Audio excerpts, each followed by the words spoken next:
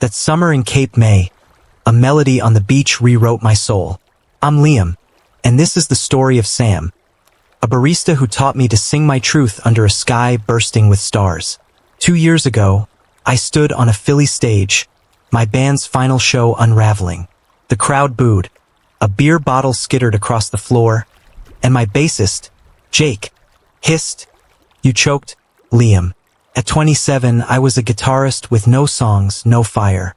I poured my heart into music about being gay, but the world didn't care, or so I thought. Busking on the Jersey Shore barely paid my rent, and I was one bad gig from quitting. My best friend, Mia, saw me spiraling.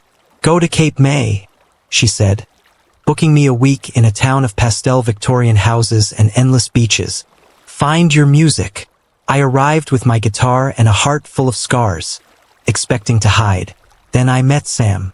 My first morning, I stumbled into Sam's coffee shop, a warm nook with driftwood shelves, fairy lights, and the scent of roasted beans.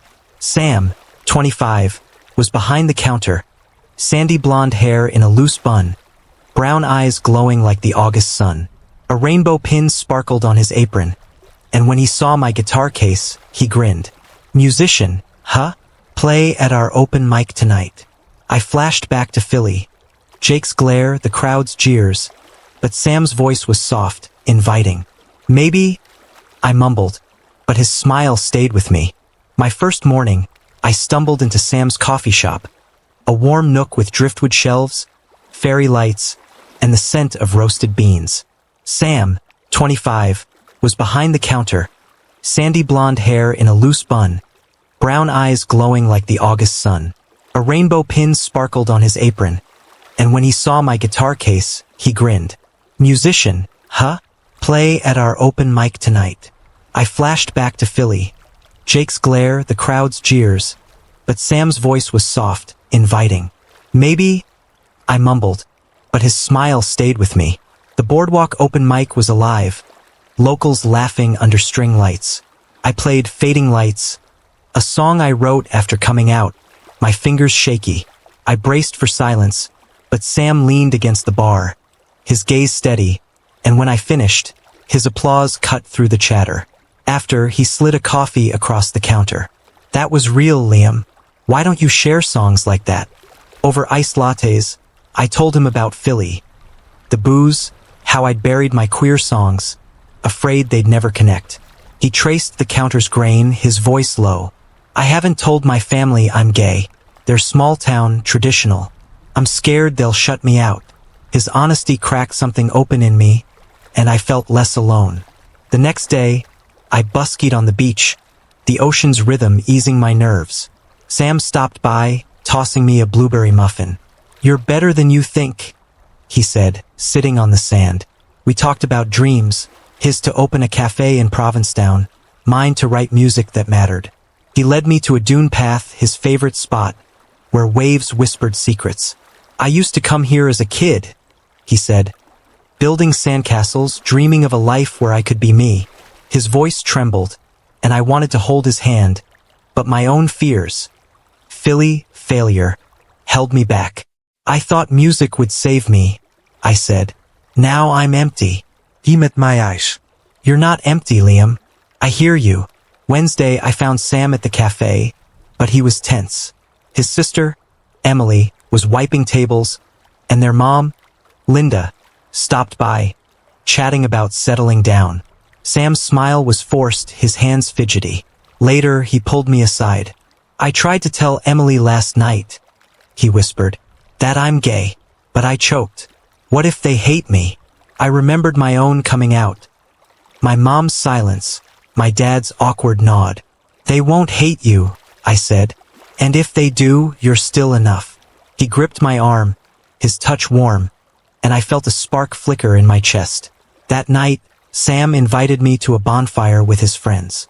The fire crackled, waves roared, and we sat close, our knees brushing. He told me about his childhood, selling lemonade on the boardwalk, sneaking to this beach to dream under the stars. "I always felt different," he said, "but I didn't have the words." I pulled out my guitar and played a rough draft of Waves and Truth, a song inspired by his courage. The chords were messy, but Sam leaned in, his breath grazing my cheek. "That's beautiful, Liam," he whispered. Under the fire's glow, I realized I was falling. Not just for his kindness, but for him. Sam pushed me to join the town's summer concert series, a big beach event. I was paralyzed, haunted by Philly's failure, but he offered to rehearse.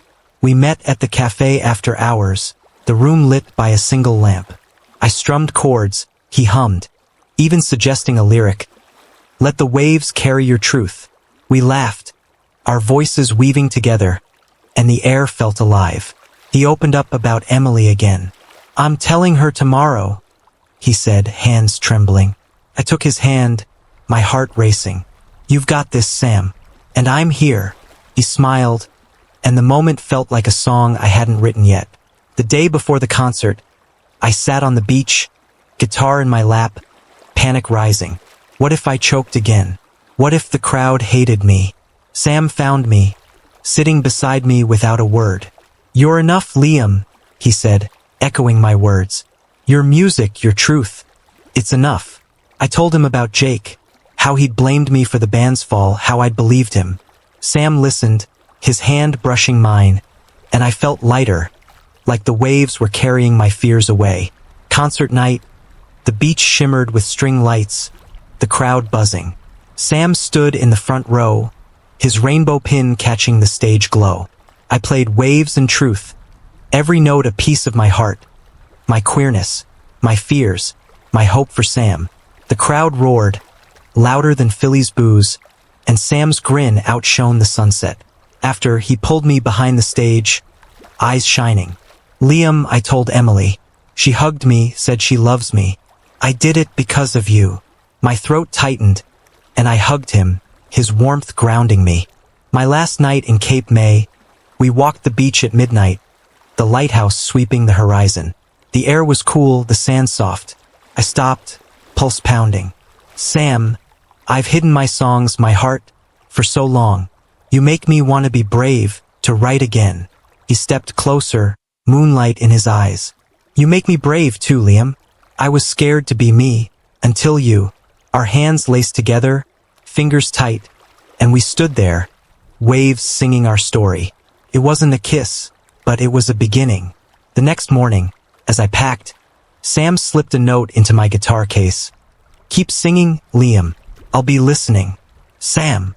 I drove back to Philly, my guitar in the back seat, humming a new song about a barista, a beach, and a summer that gave me back my voice. Cape May wasn't just a place. It was Sam and it was home. Kapanış, GTA, 30 saniye. That's how a summer in Cape May gave me the courage to sing my truth. If this gay love story moved you, hit like, share, and subscribe. Comment. Would you sing your truth like Liam? Thanks for watching. See you next story.